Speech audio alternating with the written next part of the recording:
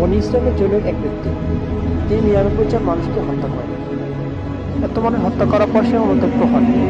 সে সিদ্ধান্ত নেয় সে তওবা করে ভালো হবে। তওবা করার উদ্দেশ্যে সে আলেমের সন্ধান করে। অতঃপর তাকে একজন খ্রিস্টান পাদ্রীর খোঁজ দেওয়া হয় এবং সে তার নিকট যায় এবং বলে সে 99 জন মানুষকে হত্যা করেছে।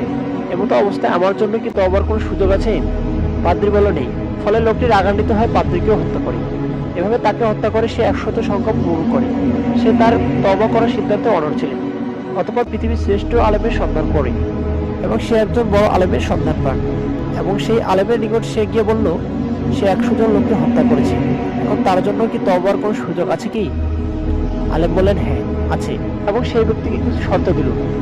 বলল তুমি অমুক জায়গায় চলে যাও, সেখানে কিছু লোক আল্লাহর ইবাদত করছে, তুমিও তাদের সাথে ইবাদত করো, আর তোমার দেশে তুমি ফিরে যাবে না, কেননা ওটা খারাপ জায়গা।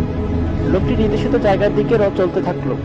অর্ধেক পথ অতিক্রম করার পর তার মৃত্যুর সময় ঘনিয়ে এলো এবং তার মৃত্যু ঘটল এবং তার জান নেওয়ার জন্য জান্নাত ও জাহান্নামের উভয়ের ফেরেশতা আসলো।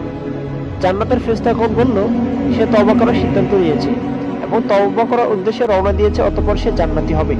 অপরদিকে জাহান্নামের ফেরেশতাগণ বলেন সে অসংখ্য মানুষকে হত্যা করেছে এবং অসংখ্য খারাপ কাজ করেছে, অতঃপর তিনি জাহান্নামী এবং তাকে জাহান্নামে নিয়ে যাব। সে জান্নাতি না জাহান্নামী? ফেরেশতাদের মধ্যে মতবিরোধ দেখা দেয়। মতবিরোধ দেখা দিলে আল্লাহর নির্দেশে ফেরেশতা আসে এবং তিনি বলেন যেদিকে পথ কম হবে সেদিকের ফেরেশতাগণ তাকে নিয়ে যাবে।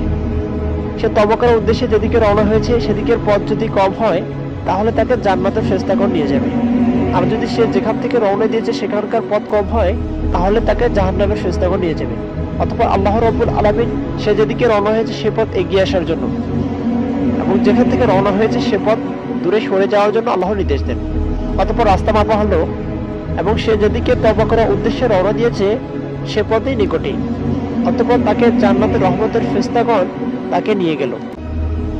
এই গল্প থেকে বেশ কিছু শিক্ষা রয়েছে। প্রথমত, পাপী যদি পাহাড় পরিমাণ পাপ করে তবু আল্লাহর রহমত থেকে নিরাশ না হয়ে খালেস অন্তরে তওবা করে আল্লাহ তাআলা তাকে ক্ষমা করতে পারে।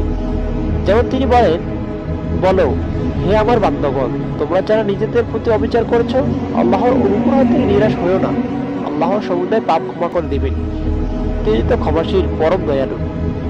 তিনি আরো বলেন তিনি তার বান্দাদের তওবা কবুল করেন ও পাপ মোচন করেন এবং তোমরা যা করো তিনি তা জানেন। দ্বিতীয়ত, মূর্খ ব্যক্তি কোনো সময় সমস্যা পড়লে কুরআন সুন্নাতে অভিজ্ঞ কোনো আলেমের কাছে জিজ্ঞেস করে তার সমাধান নেবে। মহান আল্লাহ বলেন যদি তোমরা না জানো তাহলে স্পষ্ট দলিল প্রমাণ সহ জ্ঞানীদের কাছ থেকে জিজ্ঞেস করো। তৃতীয়ত, কোনো বিষয়ে যথাযথ না জেনে সিদ্ধান্ত দেওয়া যাবে না।